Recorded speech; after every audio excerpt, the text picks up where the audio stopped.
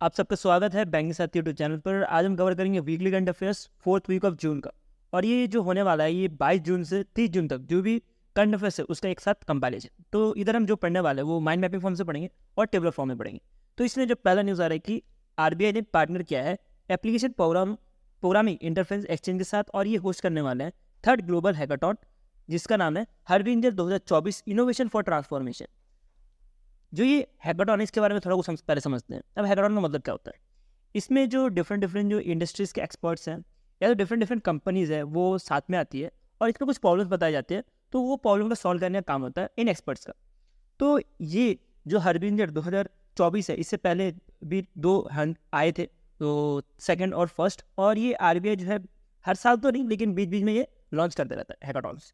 तो इस बार जो हैकाथॉन है इसको जो होस्ट किया जाएगा on application programming interference exchange के प्लेटफॉर्म में। तो आपको ये ध्यान रखना है। अब ये काम क्या करेगा?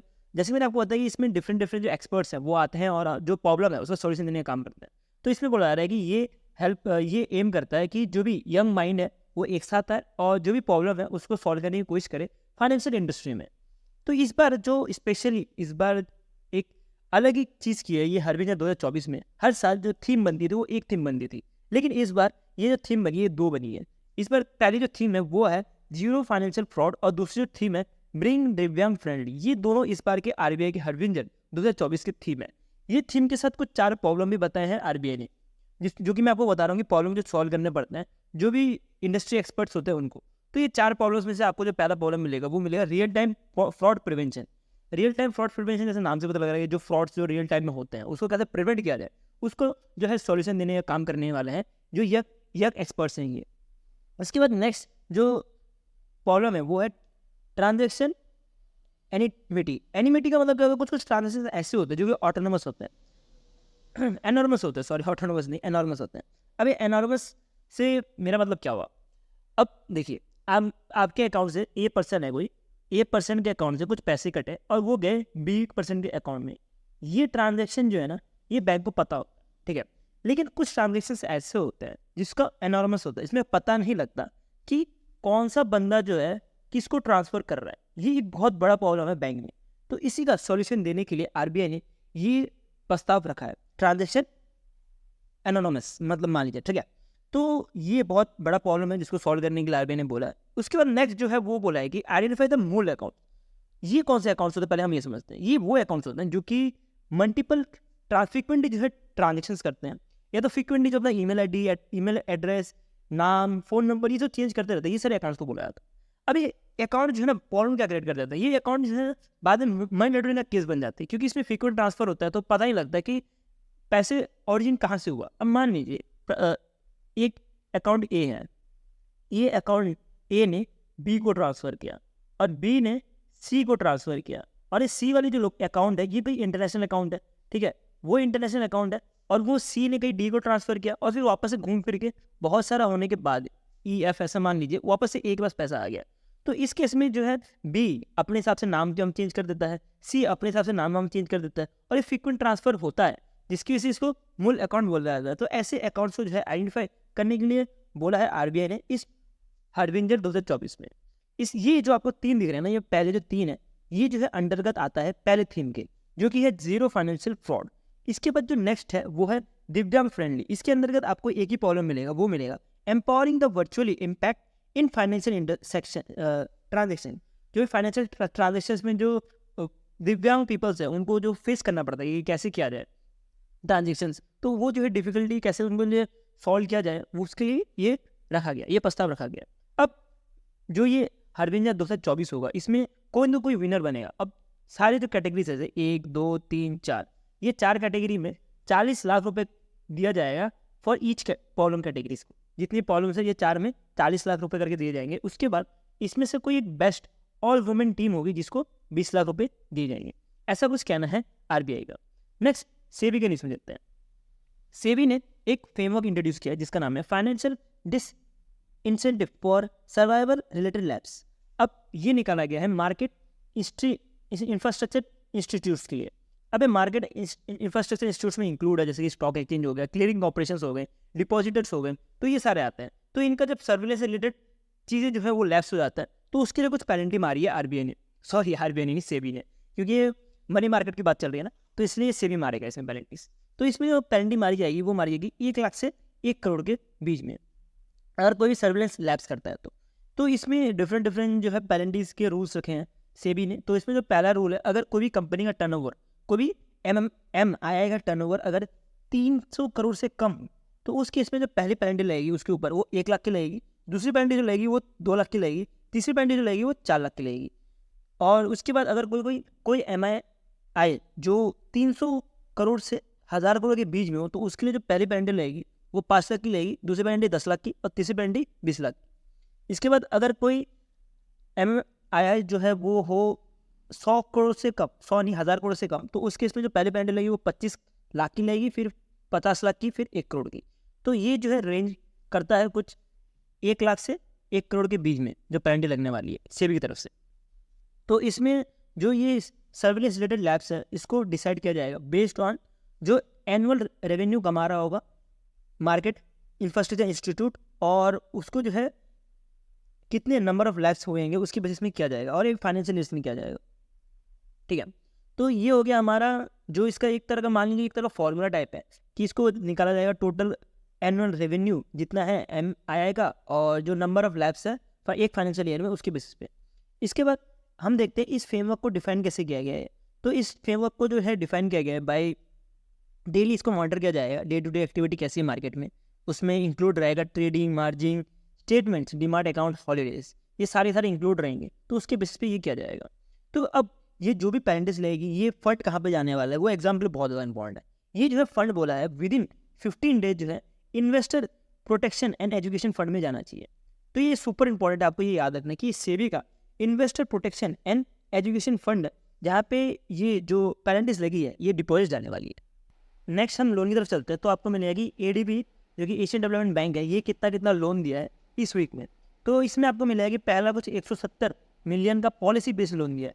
अबे पॉलिसी बेस्ड लोन का मतलब क्या है कि इंडिया ऑलरेडी कोई पॉलिसी चला रही है उसको सपोर्ट करने के लिए लोन दिया है, और ये पॉलिसी जो चला रही है इंडिया, ये चला रही है हेल्थ सेक्टर, जो कि हेल्प करेगा कि इंडिया को कि फ्यूचर में अगर कोविड जैसा पेंडेमिक आए तो उसको जो है कैसे टैकल करना है। तो उसके लिए ऑलरेडी इंडिया ने कुछ पॉलिसीज लाई है, तो उसको पुश करने का काम करेगा। ये 170 मिलियन जो ADB दे रहा है, तो ये देगा अंडर द स्मार्ट हेल्थ सब प्रोग्राम 1 के अंतर्गत, और ये सपोर्ट करेगा जो भी इंडिया का नेशनल हेल्थ पॉलिसी है 2017 का। इसके बाद नेक्स्ट एक और जो है 50 मिलियन जो है USD दिया जा रहा है, जो कि हेल्प करेगा एशिया पैसिफिक रीजन को एनर्जी ट्रांजेक्शन में बदलने के लिए, एस्केलेट करने के लिए। तो ये जो ट्रांसफ़र किया जाएगा वो किया जाएगा एशिया क्लाइमेटिक ट्रांजेक्शन फंड में। तो ये एग्जाम के लिए मैं बोलूँगा इंपॉर्टेंट है, लेकिन इतना भी ज़्यादा नहीं है, इसको लोग बाटे में रख सकता हूँ, मुझे लगता है इसमें क्वेश्चन बच। नेक्स्ट GDP प्रेडिक्शन की बात करें तो फिंच रेटिंग फाइनेंशियल ईयर 2025 के लिए जो दी गई है वो 7.2% दी गई है। और उसके बाद RBI का एक बुलेटिन आता है, तो जिसमें जून मंथ 2024 में जो पहला क्वार्टर है उसके लिए जो GDP प्रेडिक्शन रखी है वो रखी है 7.3%। ये GDP प्रेडिक्शन इंपॉर्टेंट तब बन जाता है जब आपका एग्जाम जो है 2 महीने बाद हो। अगर आप RBI तैयारी कर रहे हो, अगर आपका RBI एग्जाम जो है सितंबर में, तो आप इसको सीधे स्किप भी कर सकते हो, कोई इशू नहीं है। नेक्स्ट कुछ कोलैबोरेशंस पढ़ते हैं। ये जो है बैंक की तरफ से जो कोलैबोरेशन है वो सारे हैं। तो इसमें आ रहा है कि फेडरल बैंक ने पार्टनर किया है NPCI के साथ, और ये जो है एक तरह का फेडरल रुपए वेव क्रेडिट कार्ड लॉन्च कर रहा है। इसके बाद Indian post payment bank, Indian post का ही जो पेमेंट बैंक है, तो वो पार्टनर किया है राय मनी ट्रांसफ़र के साथ, और ये जो है एक तरह का यूनिक रेमिटेंस सर्विस देने की बात कर रहे हैं रूरल एरियाज में, ज़्यादा रिमोट एरियाज में। ठीक है, तो ये 2 स्टेप फाइनेंशियल सर्विस देंगे। और अगर किसी बंदे को अगर इनवर्ड मनी ट्रांसफ़र करना है, मेरा वर्ड याद रखना, मैंने बोला इनवर्ड मनी ट्रांसफ़र करना है, मतलब कि इंडिया के बाहर अगर मनी ट्रांसफ़र करना है तो वो जो है अब कर सकता है बाय यूजिंग राय मनी ट्रांसफ़र के थ्रू। अब आउटवर्ड मनी ट्रांसफ़र नहीं हो सकता इसमें, आप एक चीज़ याद रखना, मतलब कि बाहर से इंडिया में पैसा नहीं आ सकता, लेकिन इंडिया से बाहर पैसा जा सकता है आफ्टर दिस पार्टनरशिप। नेक्स्ट चलते हैं, नेक्स्ट मिलेगा कि सब पैसा ने पार्टनर किया RBI के साथ, और सब पैसा को एज अ पेमेंट एग्रीगेटर बना दिया RBI ने। कुछ अब पेनल्टीज पढ़ लेते हैं। पेनल्टीज मोस्टली स्किप करना चाहिए, लेकिन जब कोई बड़े बैंक के ऊपर लगाया जाए, जैसे PSB हो गया, या कोई बड़े प्राइवेट बैंक के ऊपर लगाया जाए जब पढ़ने की जरूरत पड़ जाती है, तो इसी वजह से इस बार जो पेनल्टी लगाई गई है वो सेंट्रल बैंक ऑफ इंडिया में लगाई है, वो लगाई है कुछ 1.45 करोड़। और ये लगाइए कि इन्होंने जो है लोन्स एंड एडवांसेस को अच्छे से फॉलो नहीं किया, जो भी लोन्स एंड एडवांसेस के आरबीआई के रूल्स है उसको जो फॉलो नहीं किया, जिसकी वजह से सेंट्रल बैंक पे ये जो है पेंडिंग लगी है। नेक्स्ट चलते हैं। नेक्स्ट अब नेशनल अफेयर्स सारे के सारे, इसमें नेशनल अफेयर्स आपको बहुत ज़्यादा मिलेंगे क्योंकि इसमें बहुत ज़्यादा एक्ट्स इस बार चेंज किए गए, और बैंकिंग अवेयरनेस इतने नहीं था लेकिन नेशनल बहुत ज़्यादा है। तो नेशनल में पहला आ रहा है कि मिनिस्टर ऑफ कम्युनिकेशन ने नोटिफाई किया है पोस्टल ऑफिस एक्ट 2023। ये जो है कुछ 125 साल पुराना एक्ट को चेंज कर रहा है, और वो एक्ट था पोस्टल ऑफिस एक्ट 1898। इसको जो है अब चेंज करेगा पोस्टल ऑफिस एक्ट 2023। तो ये ब्रिटिश से चला हुआ एक्ट था, इसको चेंज कर दिया। अब इसमें कुछ अच्छी चीज़ें भी हुई है, कुछ खराब चीज़ें भी हुई है, तो हम एक एक करके देख लेते हैं कि इस लॉ में क्या क्या चेंजेस किए गए हैं। पहला चेंजेस ये किया गया है कि जो भी सील राइटिंग लेटर्स थे उनको जो है अब प्रेफरेंस नहीं दी जाएगी। पहले क्या होता था, पोस्ट ऑफिस एक्ट 1898 के दौरान कि जो भी सील लेटर, जैसे गवर्नमेंट के सील्स होते हैं ना, सील लगे होते हैं, तो वो लेटर को प्रेफरेंस दिया जाता था और उनको जो प्रिविलेज दिए जाते थे अदर लेटर से। लेकिन अब ऐसा नहीं होगा। दूसरा जो इन्होंने चेंजेस किए वो किए हैं, इन्होंने एक नया पोस्ट बनाया है जो कि है director general of post service. ये जो डायरेक्टर जनरल है डीजी, ये सारा का सारा जो पोस्ट सर्विस के जो भी चीज़ें हैं ये डिसाइड करेंगे।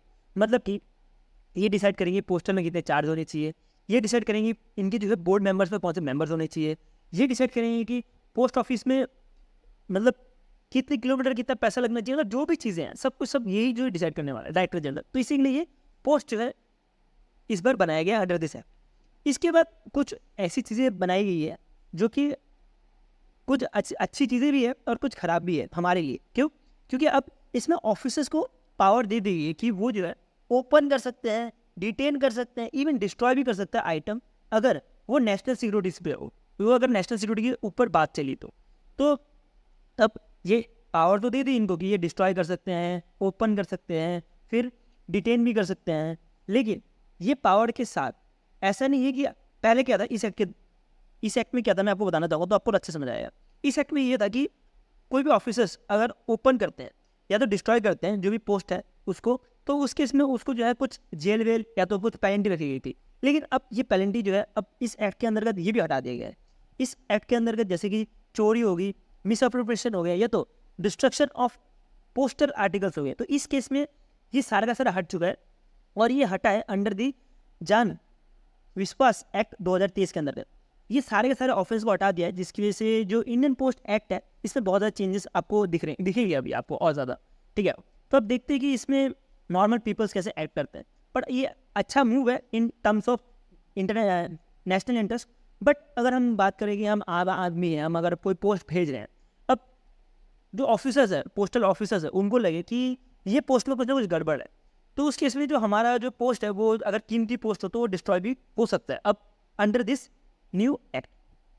नेक्स्ट चलते हैं। नेक्स्ट, अभी prime minister Narendra Modi ji visit में थे उत्तर प्रदेश के, तो उधर उन्होंने एक इवेंट था जिसका नाम था किसान सम्मान सम्मेलन इवेंट, और ये वाराणसी उत्तर प्रदेश में हो रहा था। और इसको जो होस्ट किया गया था वो होस्ट किया गया था by ministry of agriculture and family welfare ने। तो ये इन्होंने पार्टनर किया था उत्तर प्रदेश गवर्नमेंट के साथ, और ये जो है इस बार रिलीज़ किए हैं 17 इंस्टॉलमेंट ऑफ पीएम किसान। अब 17 इसका मतलब 16 और 15 में हुआ, वो थोड़ा हम देख लेते हैं कब हुआ था। अगर हम देखें कि 16 इंस्टॉलमेंट जो हुआ था वो कुछ फेब के महीने में हुआ था, फेब 2024, और जो 15 इंस्टॉलमेंट हुआ था वो कुछ नवंबर के महीने में हुआ था। तो इसमें कोई ऐसा स्पेसिफिक डेट नहीं है कि इसी टाइम जो है ये जो इंस्टॉलमेंट निकाले जाते हैं, लेकिन मोस्टली देखा जाता है कि 4 महीने के गैप्स में ही जो है ये पीएम किसान के जो इंस्टॉलमेंट निकाले जाते हैं। तो ये पीएम किसान के इंस्टॉलमेंट के अंतर्गत ये बोला गया कि इस बार कुछ 20,000 करोड़ डायरेक्ट बैंक ट्रांसफर जो है बेनिफिट मिलेगा, कुछ 9.26 करोड़ जो भी बेनिफिशियरी रहेंगे फार्मर्स को, तो ये जो है कुछ 20 करोड़ रुपये जो है अब फार्मर्स को मिलेंगे। तो पहले तो हम ये समझते हैं कि ये फार्मर्स को पैसे मिलने वाले हैं, वो किस तरह मिलने वाले हैं। ये मिलेंगे पीएम किसान स्कीम के अंतर्गत। पीएम किसान स्कीम के अंतर्गत ये बोला गया था कि ये एक तरह का सेंटर सेक्टर स्कीम है। देखिए, 2 तरह के स्कीम्स होते हैं, एक स्कीम्स होता है सेंटर सेक्टर स्कीम और दूसरा स्कीम होता है सेंटर स्पॉन्सर स्कीम। जो सेंटर सेक्टर स्कीम्स होते हैं ये 100% सेंटर इसको स्पॉन्सर करता है, मतलब इसमें जो भी फंडिंग है वो सेंटर देता है 100%।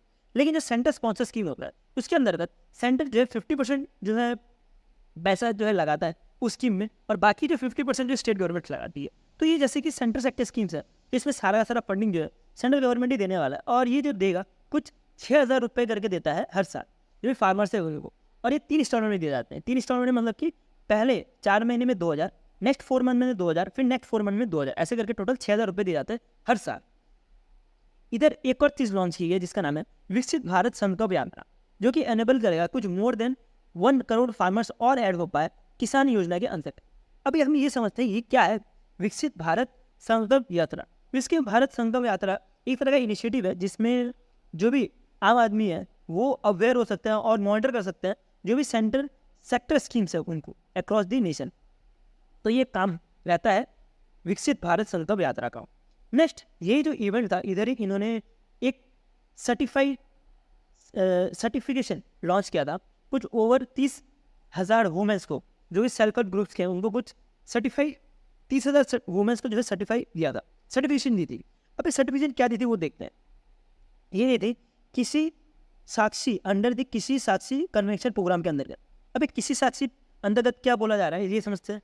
तो इसके अंतर्गत बोला गया था कि जो भी रूरल वुमेन्स है उनको एम्पावर किया जाएगा, उनको ट्रेन किया जाएगा कि वो जो है as a para extension worker बन पाए। पैरा एक्सटेंशन वर्कर्स क्या होता है हम ये समझते हैं। पैरा एक्सटेंशन वर्कर्स वो वर्कर्स होते हैं जो कि एक्सपीरियंस सर्टिफिकेट लेते हैं फ्रॉम द गवर्नमेंट। अब ये जो है एक्सपीरियंस सर्टिफिकेट दिया जाता है इन टर्म्स ऑफ फार्मिंग। अभी इनको जो है डिक्लेयर किया जाता है कि ये जो है एक्सपीरियंस फार्मर्स है। तो ये आफ्टर बिकमिंग एक्सपीरियंस फार्मर ये जो है लोकल फार्मर्स को जो है मतलब पढ़ा सकते हैं, ठीक है, समझा सकते हैं ये कैसे फार्मिंग करनी चाहिए। तो इसी के लिए ये जो है गवर्नमेंट ने लॉन्च किया है, ये जो प्रोग्राम जो है लॉन्च किया है। ये जो है अंडर आता है लखपति दीदी प्रोग्राम के अंतर्गत। लखपति दीदी प्रोग्राम के अंदर क्या बोला गया था कि वुमेन्स को जो है ना लखपति बनाया जाएगा। तो वही जो है बनाने का ये एक तरह का स्टेप है। नेक्स्ट चलते हैं, गवर्नमेंट ने कुछ चेंजेस किए हैं टेलीकॉम एक्ट 2023 में। आपने जैसे इंडियन पोस्ट एक्ट देखा था ना 125 साल पुराना था जो कि चेंज हुआ था, तो वैसे ही कुछ ये 138 पुराना एक्ट था जो कि चेंज हुआ है। ऐसा नहीं है कोई एक एक्ट था, इसके अंदर 3 एक्ट थे। एक था इंडियन टेलीग्राम एक्ट 1885, एक था वायरलेस टेलीग्राम एक्ट 1933 और एक था टेलीग्राम वायर एक्ट 1950। तो ये तीनों के तीनों एक्ट्स को जो है चेंज कर रहा है ये सिंगल एक्ट, जिसको बोला गया टेलीग्राम टेली कम्युनिकेशन एक्ट 2023। और इसको जो अभी कम इनटू फोर्स हो जाएगा 26 जून 2024 से। ये ऑलरेडी हो चुका है, ठीक है, अभी लागू हो चुका है। अब पहले क्या होता था कि कोई टेलीग्राम ऑपरेटर्स को ज़रूरत नहीं थी गवर्नमेंट से अप्रूवल लेने के लिए टेलीकॉम सर्विस के लिए, लेकिन अब इस एक्ट के अंतर्गत क्या किया गया कि जो भी टेलीकॉम ऑपरेटर्स है उनको पहले गवर्नमेंट का अप्रूवल लेना पड़ेगा तभी जो है अपना टेलीकॉम सर्विस दे सकते हैं। इसके साथ सेंट्रल गवर्नमेंट ने एक नया पोस्ट भी बनाया है इस एक्ट के अंतर्गत, वो बनाया है एडजुडिकेटिंग ऑफिसर्स। तो ये एक नया पोस्ट बनाया है और ये जो होने वाला है वो होने वाला है रैंक ऑफ जॉइंट सेक्रेटरी या उसके ऊपर के जो भी रैंक्स हैं वो सिक। इसके बाद देखते हैं, अभी आपने देखा होगा कि कितना ज़्यादा नीट यूजीसी जहाँ पे मेडिकल स्टूडेंट सेलेक्ट होते हैं वहाँ पे कुछ फ्रॉड वाली चीज़ें चल रही है, या तो जो यूजीसी नीट है जहाँ पे टीचर जो सेलेक्ट किए जाते हैं वो जो ही कैंसिलेशन हो गई है। तो उसी के लिए एक कमेटी फॉर्म की गई है under the ministry of education. ये एक तरह की 7 मेंबर हाई लेवल कमेटी होने वाली है जिसको लीड करेंगे के राधा किशन जी। के राधा किशन जी लीड करेंगे और ये रिकमेंडेशन देंगे कि कैसे जो है एग्जामिनेशन प्रोसेस को इम्प्रूव किया जाए, डेटा सिक्योरिटी प्रोटोकॉल्स को अच्छा किया जाए। एनटीए का, अब एनटीए के नेशनल टेस्टिंग एजेंसी, जैसे कि बैंक की तैयारी कर रहे हो आप तो आपकी इधर IBPS है जो कि कंडक्ट कराता है एग्जाम्स। वैसे ही अगर आप SSC की तैयारी कर रहे हो तो आपके इधर SSC है जो कि एग्ज़ाम की तैयारी कराता है। वैसे ही NTA जो कि नेशनल टेस्टिंग एजेंसी, ये जो है JEE की तैयारी कराता है। यही जो है मेडिकल्स जिसे UGC नीट बोला जाता है, सॉरी नीट UGC बोला जाता है, जिसमें मेडिकल के लिए सेलेक्ट किया जाता है डॉक्टर्स जिससे बनते हैं, और उसके बाद UGC नीट। तो ये सारे के सारे एग्जाम जो है ये कंडक्ट कराता है, इवन जो गेट के एग्जाम से ये कंडक्ट कराता है। तो इसमें जो है इस बार कुछ पेपर लीक की बात चल रही है जिसकी वजह से ये कमेटी बनाई है और इस कमेटी को बोला है कि 2 महीने के अंदर ही जो कि रिकमेंडेशन है वो देने के लिए। नेक्स्ट चलता है, ये आ रहा है ब्यूरो ऑफ इंडियन स्टैंडर्ड की तरफ से, इन्होंने एक इंट्रोड्यूस किया है IS 18590 2024 का, और एक है IS 18606। अब ये क्या करेगा, जो भी इलेक्ट्रिक व्हीकल है उसकी सेफ्टी और क्वालिटी की कुछ स्टैंडर्ड जो है सेट किए गए हैं। अब ये सेट किए गए हैं 2 व्हीलर्स के लिए जिसको L 2 व्हीलर्स बोला जा रहा है, 4 व्हीलर्स के लिए किया है, M 4 व्हीलर्स के लिए किया जा रहा है, और एक N गुड ट्रक्स के लिए किया जा रहा है। ये जो है इस बार इलेक्ट्रिक व्हीकल की सेफ्टी के लिए ये चीज़ें की जा रही हैं। अब ये जो स्टैंडर्ड है, ये जो BIS है, इन्होंने कुछ 30 इंडियन स्टैंडर्ड रखे हैं जो कि टोटली डेडिकेटेड है इलेक्ट्रिक व्हीकल्स के लिए। इसके साथ ही मैं आपको बताना चाहूँगा 2023 में ही ऐसा कुछ IS 294 2023 का भी निकाला गया था, जो कि स्पेशली बनाया गया था ई रिक्शा और ई कार्स जो भी हैं उनके लिए कुछ स्टैंडर्ड्स। तो अब हम ये समझते हैं कि BIS आता है इसके अंदर, ये भी थोड़ा आपको एग्जाम्पल इंपॉर्टेंट है। तो ये आता है ministry of consumer affairs, food and public distribution के अंतर्गत ये आता है। नेक्स्ट समीर, जो कि एक ऑटोनोमस R&D इंस्टीट्यूट है under the ministry of electronics and information technology. इन्होंने पार्टनर किया है military college of telecommunication engineering Indian army के साथ, और ये प्रमोट करने वाले हैं next generation wireless technology Indian army के लिए, जो कि इंडियन आर्मी का विजन है 2024 का कि इंडियन आर्मी जो है ईयर ऑफ टेक्नोलॉजिकल एडॉप्शन हो, उसके लिए ये जो है काम करेगा, मतलब इसको जो है और बढ़ावा देने का काम करेगा। तो आपको याद रखना कि समीर का जो फुल फॉर्म है आपको यहाँ से मिल जाएगा, आपको फुल फॉर्म भी याद रखने होते हैं, तो एग्जाम के लिए आपको ये भी याद रखना है। मैं इवन ट्राई करूँगा ये जितने फुल फॉर्म्स है वो एक साइड कर दूँ तो इंपॉर्टेंट वाला, जिसके साथ आपको पढ़ने में एक बार में हेल्प हो जाए।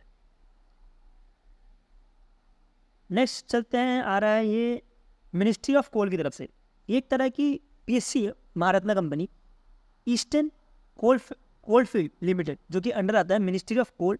ये जो है इंडिया का पहला अंडरग्राउंड कोल गैसिफिकेशन जो है बनाया जा रहा है, कहाँ पे, झारखंड में।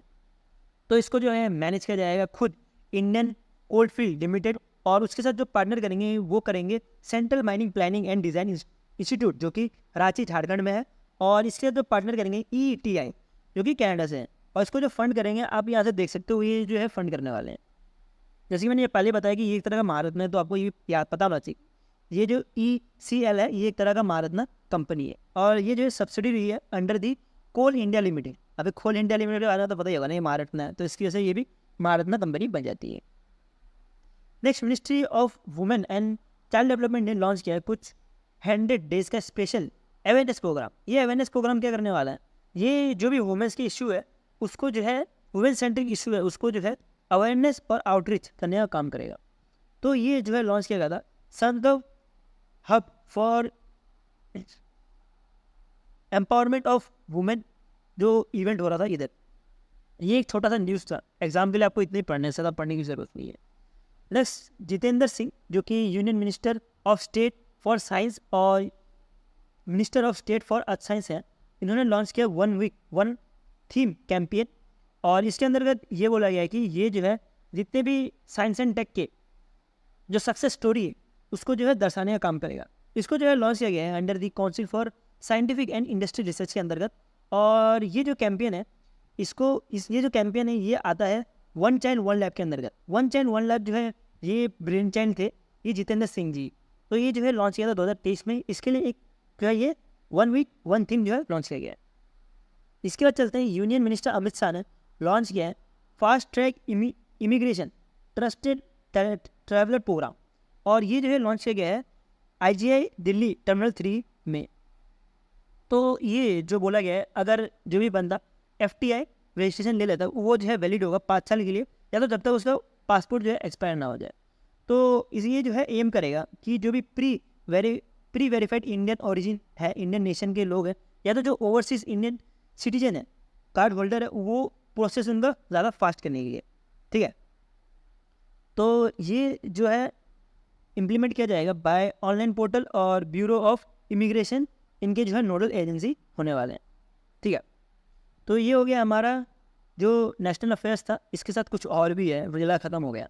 तो ये आता है JP नंदा, जो कि ministry of family and health and family welfare के मिनिस्टर्स हैं। तो इन्होंने लॉन्च किया है स्टॉप डायरिया कैंपेन, और स्टॉप डायरिया कैंपेन लॉन्च किएगी अब जो है 0 डेथ नहीं होनी चाहिए जो भी चाइल्ड है अंडर द एज ऑफ 5। तो इसके अंतर्गत एक स्लोगन भी लॉन्च किया गया है, वो इंपॉर्टेंट एग्जाम के लिए, वो है डायरिया के रक्तम सफाई और ORS के रखन अपना ध्यान, ठीक है, रखिए आप अपना ध्यान। तो ऐसा कुछ ये स्लोगन है, आपको स्लोगन भी याद रखना है, एग्जाम में स्लोगन ही पूछा जा सकता है। स्लोगन मेरे ख्याल से थोड़ा लंबा तो ज़रूर है पूछने के लिए, आपको मोस्टली इतना पूछ सकता या तो पूरा ही पूछ सकते हैं, लेकिन स्लोगन थोड़ा पूछने के लिए मुश्किल हो जाएगी, क्योंकि MCQ अगर फॉर्म होता है तो बहुत बड़ा बनेगा इसका, ठीक है, बहुत ज़्यादा छोटा बनाना पड़ेगा।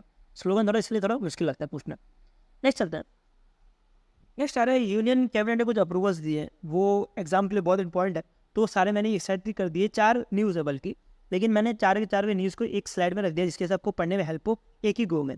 तो ये आ रहा है कि पहला एक सेंटर सेक्टर स्कीम्स है, जैसे मैंने सेंटर सेक्टर स्कीम्स आपको ऑलरेडी समझा दिया है कि एक तरह सेंट्रल सेक्टर स्कीम्स है जिसका नाम है national forensic infrastructure enhancement scheme. और इस स्कीम के अंतर्गत कुछ फाइनेंशियल जो लेआउट रखी है वो 22,100 करोड़ रुपये रखी गई है। और ये रखी गई है जो भी फॉरेंसिक मैन पावर है उनको ट्रेन करने के लिए, क्योंकि अभी जो है फॉरेंसिक जो मैन पावर है शॉर्टेज है इन फाइनेंशियल साइंस लेबोरेटरीज में। तो वो जो है शॉर्टेज को बढ़ाने का काम करेंगे, मतलब जो नंबर ऑफ़ पीपल जो ज़्यादा रिक्रूट हो तो और ज़्यादा से ज़्यादा जो ट्रेंड जो पर्सन बन सके, मैन पावर बन सके फॉरेंसिकली, तो उसी के लिए ये जो है स्कीम जो है लॉन्च की गई है। इसके बाद एक next viability gap funding scheme launch की गई है for implementing the offshore wind energy project के लिए। और ये आता है under the ministry of and renewable energy के अंतर्गत। और इसके लिए जो फाइनेंशियल आउटले रखी गई है वो 7453 करोड़ रुपीज़ रखी गई है। अब इसके अंतर्गत क्या किया जाएगा, अब ये जो VGF स्कीम है इसको जो है ये अभी recently national offshore wind energy policies था 2015 का, तो उसको जो है चेंज कर दिया है 2005 का, सॉरी, उसको जो है चेंज कर दिया 2015 में। और उसके अंतर्गत ये बोला गया है कि जो अब विंड एनर्जी जो है वो ऑनशोर के साथ हम ऑफशोर में भी कर सकते हो, वो भी एग्जीक्यूटिव इकोनॉमिक जोन पर। ठीक है, अब हम ये समझते हैं कौन से होता है ये एक्सक्लूसिव इकोनॉमिक जोन। पहले तो ऑनशोर और ऑफशोर समझते हैं। देखिए ऑनशोर का मतलब क्या हुआ, अब मान लीजिए इंडिया है, ठीक है, इंडिया का मैप में खराब बना रहा हूँ तब भी समझ लीजिए इंडिया है, तो अगर इंडिया के अंदर अगर कोई विंड प्लांट बना रहा हो तो उसको बुलाया जाएगा ऑनशोर, क्योंकि ये लैंड में बन रहा है। अगर इंडिया ये है और इसके बाहर इस जगह पे अगर हम विंड पावर एनर्जी बना रहे हैं, मतलब पास सी में बना रहे हैं, तो उस केस में वो बोला जाता है ऑफशोर। अब ये ऑफशोर में भी जो एक्सक्लूसिव इकोनॉमिक जोन है, एक्सक्लूसिव इकोनॉमिक जोन कौन सा होता है, जो कि होता है 200 नॉटिकल माइल्स। जैसे कि जो रोड में नापा जाता है वो किलोमीटर नापा जाता है, और सी में जो नापा जाता है नॉटिकल माइल्स नापा जाता है। और इंडिया की जो एक्सक्लूसिव इकोनॉमिक जोन है, जो इंडिया का जो सी का जो पार्ट है वो 200 नॉटिकल माइल्स के अंदर आता है। तो इधर भी जो ये ऑफशोर विंड एनर्जी है, मतलब कोई भी प्लांट है, तो वो जो है इम्प्लीमेंट करने के लिए अलाउ कर दिया गवर्नमेंट ने। और ये जो है 2005 में ये जो है लागू किया था इस स्कीम को। और ये स्कीम का एक लौता मकसद यही है कि सपोर्ट करना फाइनेंशियली जो भी ऑफशोर प्रोजेक्ट है इनको। और ये जो प्रोजेक्ट्स मैं आपको बता रहा हूँ ये बनाएगा इस बार पावर ग्रिड। पावर ग्रिड के बारे में पता होगा, ये एक तरह की भारत का कंपनी है, तो ये जो है बनाने वाली है। नेक्स्ट चलते हैं, बाल लाल बहादुर शास्त्री ग्रीन एयरपोर्ट, ये वाराणसी उत्तर प्रदेश में बन रहा है। और इसके लिए जो फाइनेंशियल आउटले रखा है वो कुछ 76,000 करोड़ रुपीज़ रखी गई है। इसके बाद development of all weather greenfield deep major port जो कि महाराष्ट्र में बनने वाला है, और इसके लिए कुछ 2800 करोड़ रुपये रखी गई है। अब पहले तो हम ये समझते हैं ग्रीन फील्ड का मतलब क्या होता है। अब ग्रीन फील्ड का मतलब क्या हुआ, वो पोर्ट जो कि स्क्रैच से बनाया जाएगा, ऐसे नहीं है कि कुछ पहले से बना हुआ था उसको तोड़ के बना रहे हैं, ये पूरा स्क्रैच से बनाया जाएगा, जिसकी वजह से इसको ग्रीन फील्ड जो है बोला जाए। ग्रीन फील्ड एयरपोर्ट सुना होगा या तो ग्रीन फील्ड पोर्ट सुना होगा। इधर आप एक और चीज़ ध्यान देना, मैंने इधर ग्रीन इंटरनेशनल एयरपोर्ट बोला है। अबे ग्रीन इंटरनेशनल एयरपोर्ट वाला ये नहीं कि ग्रीन फील्ड है, ये जो है पूरा का पूरा ग्रीन, मतलब ये सोलर के थ्रू बनाया जाएगा या रेन्यूएबल एनर्जी के थ्रू बनाया जाएगा। ये इंटरनेशनल एयरपोर्ट जो कि वाराणसी उत्तर प्रदेश में बनने वाला है। नेक्स्ट अब टेबलर फॉर्म में पड़ता है जो कोलैबोरेशन है नेशनल्स के, वो इसमें आ रहा है कि भारत पे ने पार्टनर किया इन्वेस्ट इंडिया के साथ, और ये पार्टनर करके करेंगे जो भी वन डिस्ट्रिक्ट वन प्रोडक्ट है उनको financially, one district one product के जो भी प्रोड्यूसर या सेलर हैं उनको फाइनेंशियली लिटरेसी देने का काम करेंगे ये दोनों ऑर्गेनाइजेशन मिलकर। अब ये वन डिस्ट्रिक्ट वन प्रोडक्ट के अंतर्गत क्या कहा था कि कोई भी डिस्ट्रिक्ट हो हमारे इंडिया में, ईच डिस्ट्रिक्ट जो भी डिस्ट्रिक्ट हो, तो वो सारे डिस्ट्रिक्ट को हर एक डिस्ट्रिक्ट को एज अ मैन्युफैक्चरिंग और एक्सपोर्ट हब बनाया जाएगा under this one district one product के अंतर्गत। इसके बाद चलते हैं ये आ रहा है ministry of fishery animal husbandry and dairy की तरफ से, जिन्होंने पार्टनर किया है नेशनल डेयरी डेवलपमेंट बोर्ड के साथ, और ये जो है अपग्रेड करेंगे जो भी बायो कंटेनमेंट फैसिलिटीज़ है इनको। इसके बाद एक न्यूयॉर्क की बेस्ड कंपनी है, ये important exam point of view. ये दोनों भी इंपॉर्टेंट है, लेकिन ये ज़्यादा इंपॉर्टेंट है। एक न्यूयॉर्क की बेस्ड कंपनी है जिसका नाम है इंसोलियन, जो कि एक तरह का insurance tech software as service platform देने का काम करती है। अब इंश्योर टेक का मतलब क्या हुआ कि इंश्योरेंस प्लस टेक्नोलॉजी। इसका मतलब हो गया जैसे फिनटेक होता है जहाँ पे फाइनेंशियल प्लस टेक्नोलॉजी होता है, वैसे इंश्योरेंस टेक है जहाँ पे इंश्योरेंस को यूज़ किया जाए टेक्नोलॉजी में, तो उस केस में इंश्योरेंस टेक बोला जाता है। तो ये कंपनी है न्यूयॉर्क की, जो कि है इंसोलियन। तो ये जो है पार्टनर करेंगे चेन्नई के रॉयल जनरल इंश्योरेंस के साथ और RICTC के साथ। RICTC के बारे में पता होगा, जो कि रेलवे का ही एक PSC है। तो ये दोनों पार्टनर क्या करेंगे, जो भी ट्रैवल इंश्योरेंस एडवाइजरी देने का काम करेंगे। अब तक जो है ग्रुप पर्सनल एक्सीडेंट इंश्योरेंस नहीं मिलता था अगर आप टिकट बुक करते थे, लेकिन अब जाके ये जो है global personal incident group personal accident जो है इंश्योरेंस पॉलिसी मिलेगा। और जब भी कभी कोई टिकट खरीदेगा रेलवे से, और ये जो टिकट परचेस हो सकता है बाय जो इंसोलियन API प्लेटफॉर्म है यहाँ पे। अब ऐसा नहीं है कि इसके लिए कोई अलग से ही आपको कहीं जाना पड़ेगा, वो RICTC के वेबसाइट में ही होगा, लेकिन ये जो API यूज़ किया जाएगा वो इंसोलियन का यूज़ किया जाएगा।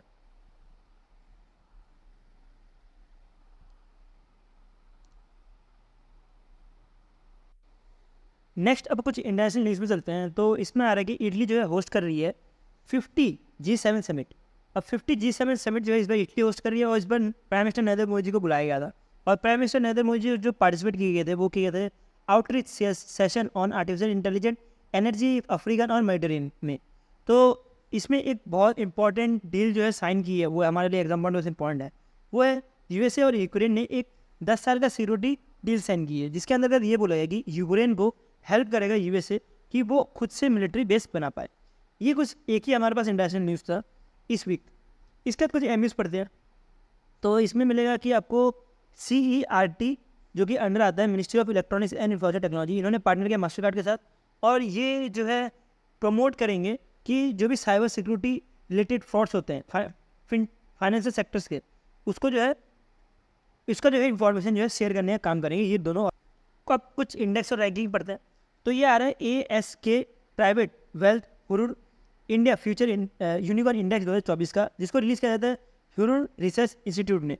तो इसके अंतर्गत कुछ इंडिया की कंपनीज हैं जिनको प्रमोट किया है एज ए यूनिकॉर्न। वो कौन कौन से वो देख लेते हैं। जेप्टो, इनक्रेड फाइनेंस और पोर्टल, इनको जो है एज ए यूनिकॉर्न बनाया गया है।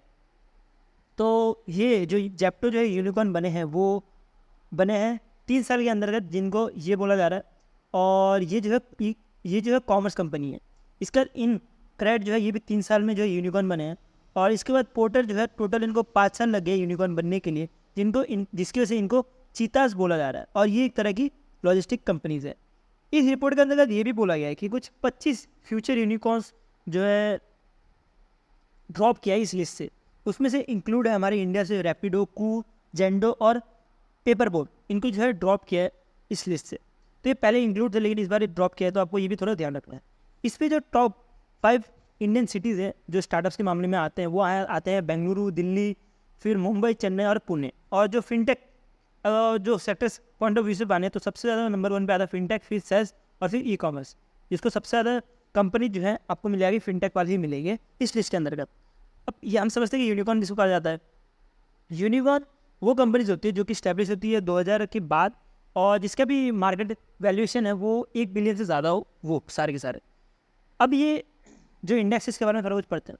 तो ये इंडेक्स जो है, ये जो इंडेक्स के अंतर्गत जो भी स्टार्टअप्स है, जो स्टार्टअप जो 200 मिलियन के ऊपर जो रहते हैं उनको रखा जाता है, और जो फाउंड हुए 2000 के बाद उनको जो है इस लिस्ट के अंतर्गत रखा जाता है। नेक्स्ट आ रहा है world economic forum energy transition index 2024 का। इसमें इंडिया की रैंक जो है 63 है आउट ऑफ 120 कंट्रीज़ में। और इंडिया की रैंक जो है इस बार 3 इंप्रूव हो गई है, पहले कुछ 67 थी, तो इसको इम्प्रूव कर दिया गया है बिकॉज इंडिया ने इम्प्रूव किया है एनर्जी, इक्विटी में, सिक्योरिटी में और सस्टेनेबिलिटी में। तो इसमें जो पहला जो रैंक है वो सूडान है, आपको ये भी थोड़ा ध्यान रखना है। नेक्स्ट रिपोर्ट्स के बारे में कुछ पढ़ते हैं। तो ये आ रहा है annual report on children eight arm conflict. तो ये जो है रिलीज़ किया गया है यूएन की तरफ से, जिसके अंतर्गत पहली बार जो इजराइल है, इजराइल की आर्म फोर्स है, और जो पैलेस्तीन का इस्लामिक जिहाद है, इनको जो है रखा गया है। क्योंकि इन्होंने ऐसा बोला जा रहा है कि इस रिपोर्ट में कि इन्होंने जो चिल्ड्रन राइट्स है उनको वायलेट किया। इसके बाद ही नहीं, इसके साथ ही जो स्वीडन की आर्मी है इनको भी जो है बैकलिस्ट किया गया है कि किलिंग ऑफ चिल्ड्रन के लिए। तो अब ये जो इस रिपोर्ट के अंतर्गत कहा गया है, तो इसके क्या क्या प्रॉब्लम फेस करनी पड़ सकती है कंट्रीज़ को, वो भी थोड़ा बहुत देख लेते हैं। अब इस रिपोर्ट में कहा गया कि ये जो है वायलेट करे चिल्ड्रन राइट्स को, लेकिन कुछ महीने बाद अगर ये ऐसे ही चलता रहा तो इनके ऊपर जो यूएन का सैंक्शन भी लग सकता है। अगर यूएन का सैंक्शन लग गया तो कोई भी कंट्री अगर इनको फंडिंग दे रही थी तो ये फंडिंग देना बंद कर देगी। तो इसी के से बहुत इंपॉर्टेंट हो जाता है कि कुछ भी करके इस रिपोर्ट के अंतर्गत नहीं आना होता है जो भी कंट्रीज है उनको। इसके बाद नेक्स्ट रिपोर्ट पढ़ते ही आ रहा है ऑफिशियल एयरलाइन गाइडलाइन की तरफ से, जिसमें बोला गया कि इंडिया जो है थर्ड लार्जेस्ट है in terms of domestic airlines. मैं बोलना चाहूँगा, वापस से रिपीट करूँगा कि ये डोमेस्टिक एयरलाइंस की बात चल रही है इन दी वर्ल्ड, जो इंडिया जो है थर्ड लार्जेस्ट नंबर पर आता है। जो पहले नंबर पर आता है वो डोमेस्टिक मार्केट के हिसाब से आपको मिलेगा यूएसए, फिर चाइना, उसके बाद तीसरे नंबर पर इंडिया है, ब्राज़ील है, फिर इंडोनेशिया है। आपको इतना ज़्यादा नहीं जानना है कि इंडोनेशिया तक जाना है, आपको सिर्फ यूएसए और चाइना और इंडिया पता होना चाहिए कि ये 3 कंट्रीज़ है in terms of domestic airlines. इसके बाद पढ़ते हैं हम second edition of NASSCOM deep startup report. इसके अंतर्गत जो इंडिया को बोला है कि 6 नंबर पे आता है top 90 deep startup ecosystem globally जितने हैं उन सब में। अभी डीप स्टार्टअप्स क्या होता है वो थोड़ा बहुत आप यहाँ से पढ़ सकते हो। डीप स्टार्टअप्स वो होते हैं जो कि सॉल्यूशन देते हैं सस्टेनेबल साइंटिफिक और जो भी इंजीनियरिंग चैलेंजेस होते हैं उनको, ठीक है। तो ये मतलब कुछ ज़्यादा एडवांस बेस्ड जो एआईज होते हैं उनको बुलाता है deep tech startups. Next 9th edition of sustainable development report आया, जिसके अंतर्गत बोला है कि ग्लोबली कोई भी कंट्री ऐसी नहीं है जो कि सस्टेनेबल डेवलपमेंट टोटल 17 है ना हमारे पास, तो वो जो है पूरा कर पा रही है। तो ऐसा कोई भी कंट्री बना नहीं है, ऐसा कुछ कहना है इस रिपोर्ट के अंतर्गत। और इवन इस रिपोर्ट के अंतर्गत नहीं, इससे पहले बोला गया था कि जो सस्टेनेबल डेवलपमेंट गोल इंडेक्स है उसके अंतर्गत इंडिया की जो रैंक है वो 109 आती है। तो आपको ये भी थोड़ा ध्यान रखना है। नेक्स्ट कुछ अपॉइंटमेंट पढ़ते हैं कि मनोज जैन को एज अ CMD मतलब चेयरमैन एंड मैनेजिंग डायरेक्टर बनाया गया है भारत इलेक्ट्रॉनिक्स लिमिटेड का, और ये जो रिप्लेस करेंगे श्रीवास्तव जी को। और श्रीवास्तव जी जो है एज अ CMD ही काम कर रहे थे BHEL के फ्रॉम 2022 से लेकर 2024 19 जून 2024 तक ही काम कर रहे थे। तो अब इनको हटा के जो 20 जून 2024 से Manoj Jain ji as a BHEL के CMD बन जाएंगे। अखिल गुप्ता को एज अ भारतीय लाइफ इंश्योरेंस कंपनी का चेयरपर्सन बनाया गया है। और ये जो है इसके साथ ही 2 जो है और न्यू बोर्ड ऑफ डायरेक्टर भी ऐड किए गए, आप इनसे यहाँ से नाम पढ़ सकते हैं। इसके बाद जितेंद्र सिंह को as a institute of public administration का चेयरपर्सन बनाया गया है 3 साल कंटिन्यूसली। इससे पहले भी चेयरपर्सन यही थे और अभी भी यही है, और ये 2020 से इनको ही चेयरपर्सन बनाया जा रहा है IIPA का। इसके बाद अतुल कुमार चौधरी को as a secretary of trial बनाया गया है फॉर इनिशियली 2 साल के लिए, और इन्होंने जो रिप्लेस किया वो रघुनाथन जी को किया है। और ट्रायल का मतलब तो आपको पता ही होगा, ये जो है सबका बाप है, telecom regulatory authority of India. Anuj Tyagi ji को as a MD and CEO बनाया गया है HDFC अर्गो जनरल इंश्योरेंस का, और ये रिप्लेस करने वाले हैं रितेश कुमार को। और रितेश कुमार जो है बहुत लंबे समय से थे, 2008 से ये HDFC अर्गो जनरल इंश्योरेंस का ये जो है MD ये जो CEO थे, इनको जो रिप्लेस कर दिए जाएंगे। ये जो आई थिंक ये रिपीट हो गया, आप इसको स्किप करना। तरुण कुमार डेका जी को एज अ डायरेक्टर बनाया गया है IB का, और ये जो है 1 साल का एक्सटेंशन मिला है। इससे पहले भी यही थे, तो इसलिए रिप्लेसमेंट इतना ज़रूरी नहीं है। इससे पहले भी यही थे और ये जो है 1 साल का इनको एक्सटेंशन मिला है।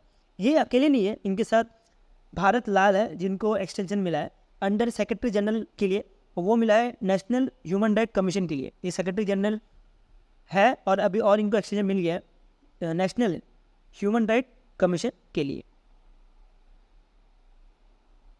नेक्स्ट कुछ अवार्ड्स के बारे में पढ़ते हैं। ये आ रहा है one world media press award 2024 का, जो कि दिया गया है बेलन मीडिया को, और ये सोमालिया की ऑल मीडिया ग्रुप है, ऑल वुमेन मीडिया ग्रुप है। इसमें जो भी वुमेन्स है, ये जो मीडिया ग्रुप है इसमें जो भी काम करते हैं वो सारे वुमेन्स है, और इसको जो है इस्टेब्लिश किया गया था UND की तरफ से ही 2021 में, ठीक है।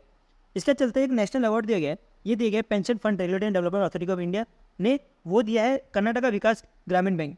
और ये है एक तरह का जो ग्रामीण बैंक है ये कैनरा बैंक से स्पॉन्सर्ड है। तो ये दिया गया कि इन्होंने जो अटल पेंशन योजना है इसमें सबसे ज़्यादा जो है एनरोलमेंट की गई है, इस वजह से ये जो है दिया गया है। अब हम थोड़ा बहुत कुछ अटल पेंशन योजना के बारे में पढ़ लेते हैं। अटल पेंशन योजना एक तरह की वॉलंटरी ओल्ड पेंशन स्कीम है जो कि अनऑर्गेनाइज सेक्टर के लिए लॉन्च किया गया था गवर्नमेंट के थ्रू। तो इसके अंतर्गत ये बोला गया था कि जो भी पर्सन 18 से 40 साल के अंतर्गत है वो इस स्कीम में पैसे डाल सकता है, और आफ्टर द एज ऑफ 60 उसको जो है बेस्ड ऑन जितना उसने पैसा डाला होगा उसको डिफरेंट अमाउंट ऑफ डोमिनेशन मिलेगा। वो होगा 1,000, 2,000, 3,000, 4,000, 5,000, ऐसे कुछ मंथली बेसिस पे पैसा मिलेगा after the year of 60 years. और स्पेशली अनऑर्गेनाइज सेक्टर के लिए ही बनाया गया ये स्कीम, आपको ये थोड़ा ध्यान रखो। नेक्स्ट कुछ रेगुलेशन में पढ़ते हैं तो आपको मिलेगा कि ये एक सिटी है केरला की जिसको इंडिया का पहला यूनेस्को सिटी ऑफ लिटरेचर बनाया गया है। और ये जो है इवन जो केरला है इन्होंने डिक्लेयर किया है 23 जून को as a city of literature. इसका नेक्स्ट चलते श्रीनगर को as a world craft city declare किया गया है बाई वर्ल्ड क्राफ्ट काउंसिल की तरफ से। और इसकी वजह से जो भी कॉटन इंडस्ट्री है या टूरिज़्म है वैली इन कश्मीर उसको जो इम्प्रूव करने का काम करेगा। ये सीधा पता लगा कि हैंडीक्राफ्ट या जो आर्टिस्ट है, जो यंग आर्टिस्ट है, उनके लिए एक अच्छा खासा अपॉर्चुनिटी है because of this recognition. Next को डिफेंस यूनिट में पढ़ते हैं तो इसरो ने कंडक्ट किया है पुष्पक। पुष्पक जो है आपको दिख रहा होगा कुछ ऐसा है। अब इसकी खास बात क्या है कि ये जो है रीयूजेबल लॉन्च व्हीकल है। अब इसको वापस से रीयूज़ कर सकते हैं। इससे पहले जो एक एक्सपेरिमेंट हुआ था LEX-02 मिशन, ये जो है पुष्कर जो अभी रिसेंटली लॉन्च हुआ है वो है LEX-03। इससे पहले जो हुआ था वो था LEX-02। ये पूरा का पूरा जो आपको दिख रहा होगा इमेज में, ये पूरे के पूरे जो इसके सिस्टम है इसको रीयूज़ किया गया है। इसके जो विंग्स है, इवन जो फ्लाइट सिस्टम है उसको वैसे को वैसे ही रीयूज़ किया गया विदाउट मॉडिफिकेशन। तो ये जो है टेस्टिंग चल रही है कि अब जो है जो ड्रोन्स है मोस्टली उनके लिए बनाया जा रहा है कि जो ड्रोन्स है वो जो है वापस से रीयूज़ हो पाए। तो उसके लिए इसरो जो है ये कुछ कंडक्ट करा दे रही है एक्सपेरिमेंट्स।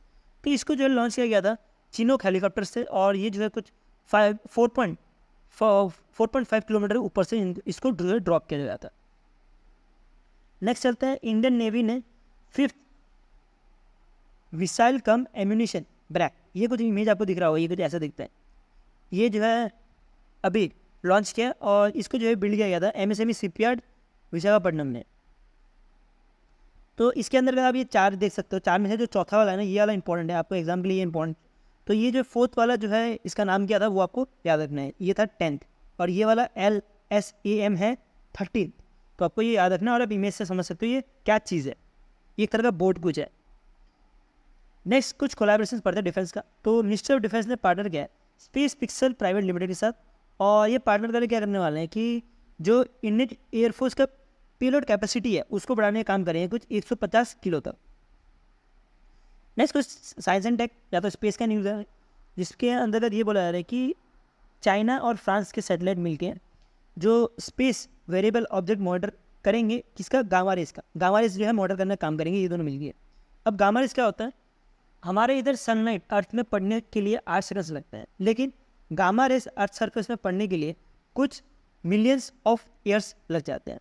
तो ये गामा रेस को ही एनालाइज करने का काम होगा इस सैटेलाइट का, और ये मोस्ट पावरफुल सैटेलाइट है इन दी वर्ल्ड अभी के टाइम में। ठीक है। नेक्स्ट कुछ एक्विजिशन। एक्सिस बैंक ने एक्वायर कर लिया है मैक्स लाइफ इंश्योरेंस कंपनी को, और वो एक्वायर किया है 336 करोड़ रुपीज़ में, जिसकी वजह से जो एक्सिस बैंक का स्टेक है मैक्स लाइफ इंश्योरेंस में वो 19.20% से 19.99% हो गया। अब AU स्मॉल फाइनेंस बैंक ने पार्टनर किया है वेस्ट ब्रिज कैपिटल के साथ, और ये जो है एक्वायर किया है कुछ 845 करोड़ रुपीज़ में, और अब इनको जो है स्टैक मिल गया 1.75% का। नेक्स्ट बुक पढ़ते हैं। ये बुक है gateway to sea historical port and dock of Mumbai region. जैसे नाम से पता लग रहा है ये पोर्ट्स है मुंबई के जो पोर्ट्स है उनकी एक कंपाइलेशन बुक है, और इसको जो है रिलीज़ किया गया था बाय जो महाराष्ट्र के गवर्नर्स हैं इन्होंने। ठीक है। और इस बुक को जो पब्लिश किया वो क्या है, ministry of information and broadcasting में। तो ये एग्जाम के लिए इंपॉर्टेंट नहीं होता पब्लिकेशन, तभी आपको थोड़ा बहुत पता होना चाहिए। नेक्स्ट पोर्टल आ रहा है, ये आ रहा है app and web portal launch किया गया है 3rd edition of world food India meet 2024 के, और इसको लॉन्च किया गया है ministry of food and processing industry के जो मिनिस्टर्स है चिराग पासवान और रवनीत सिंह ने। तो ये जो हेल्प करेंगे इंडिया फूड सेक्टर में कैसे जो है ग्रोथ होना चाहिए, उसके लिए कुछ वेब पोर्टल और जो है ऐप बनाया गया है। ठीक है, इसका चलते स्पोर्ट्स के न्यूज़। ये आ रहा है परवोन नरमी गेम्स, जो कि फिनलैंड यूरोप में हो रहा था, और इसको जो जीता गया था वो नीरज चोपड़ा ने जीता था, और इन्होंने गोल्ड जीता है इधर कुछ 8.97 मीटर का जो जैवलिंग थ्रो फेंक के। नेक्स्ट 2024 का स्टीफन एफगन memorable 17 Robin Hood chess championship हो रहा था अर्मेनिया में, इसको जो जीता है वो जीता है अर्जुन, जो कि सिर्फ 20 साल के हैं, और ये इवेंट होता है चेस का। और ये जो इस बार जो अर्जुन है ये जो है बच चुके हैं आफ्टर दिस इवेंट वर्ल्ड के चौथे नंबर पे। इसका था वर्ल्ड टेबल टेनिस 2024 का गेम, जिसमें श्रीजा अनुला जिन्होंने ये इवेंट जीता है वुमेन सिंगल टाइटल, और ये फर्स्ट एवर इंडियन प्लेयर है जिन्होंने ये वुमेन सिंगल टाइटल जीता है वर्ल्ड टेबल टेनिस इवेंट में। और अब दूसरी जो अदर्स गोल्ड से आप यहाँ से पढ़ सकते हो। नेक्स्ट कुछ F1 रेसिंग है। F1 रेसिंग की जब भी बात करते हैं तो आपके दिमाग में एक ही नाम आना चाहिए अभी इस टाइम में, वो है रेड बुल के मैक्स वर्स्टैपेन। ये हर समय जीतते हैं जो भी गेम्स होते हैं F1 के, तो इस बार इन्होंने जीता है, और ये जो है स्पेनिश GP टाइटल इस बार हो रहा था वो जीते हैं। तो इसके बाद ये जो है इनका कुछ थर्ड नंबर पे आ जाता है शायद, तो थर्ड नंबर पे ये इस बार जीते हैं। और जितने भी हैं ये जितने भी इन्होंने जीते हैं एग्ज़ाम के पहले, मैं आपको सारे के सारे एक साथ ही दे दूंगा, जिसके से आपको पढ़ने में हेल्प, आपको कहीं घूमने की ज़रूरत ना पड़े। या अब ये कुछ वन लाइनर्स है, अब इधर वीडियो पॉज करो और इसको पढ़ लो, क्योंकि ऑलरेडी वीडियो बहुत लंबी हो गई है, तो आप यहाँ से उसको पढ़ सकते हो। ये एग्जाम के लिए इंपॉर्टेंट उतना नहीं है जितने बाकी सारे हैं, तो इसलिए मैंने इसको वन लाइनर्स में रखे हैं। नेक्स्ट हमारा जो करंट अफेयर्स है वो ख़त्म होता है 4th वीक ऑफ जून का। अगर आपको PDF इसका चाहिए तो आप मेरे टेलीग्राम ग्रुप से डाउनलोड कर सकते हो, और आपको अगर वीडियो अच्छा लगा तो लाइक कर देना, और अगर इसी तरह कंटेंट देखना है तो सब्सक्राइब टू माई चैनल। और अगर मेरा और कोई भी वीडियो देखना है या डेली करंट अफेयर्स वीडियो भी देखना है तो प्ले लिस्ट चेक कर सकते हो, आपको वहाँ पे मिल जाएगा, वीकली प्ले लिस्ट या मंथली प्ले लिस्ट है वहाँ से। और अगर आपको मेरा दूसरा वीडियो देखना है तो आप सिर्फ वीडियो में क्लिक करो, इसके बाद में आपको यही मिलूंगा। अभी के लिए हम इतना रखते हैं।